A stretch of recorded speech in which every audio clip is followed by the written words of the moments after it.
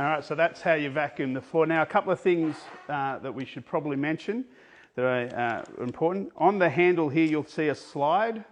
This slide is not so much on hard floors, but when you're on a carpet, especially a thick carpet, the suction can actually get to the point where you can't push the vacuum head along the floor because the pile's just too thick.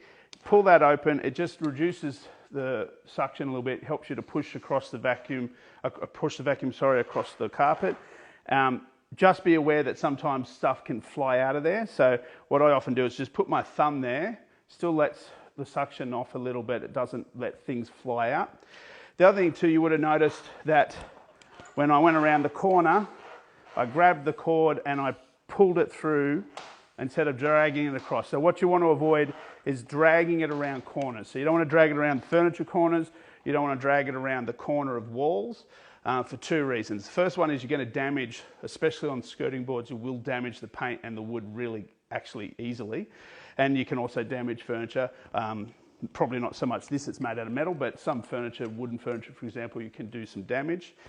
More importantly, what you'll do is break the cord internally, and we'll have to keep buying new cords because you've damaged the internal cord by dragging around. Some of the other features you'll see on here, there's what's called a donkey, take it off now, it's what let's call a donkey lead on here, which is basically there's a lead from the machine to the power cord that goes to the wall. The idea of that is that if you do drag it around a corner and get caught, it pulls this out before you damage the unit. And it's also connected to this thing. Again, it's just to help you to avoid damaging the unit itself. So make sure that those things are connected properly at all times.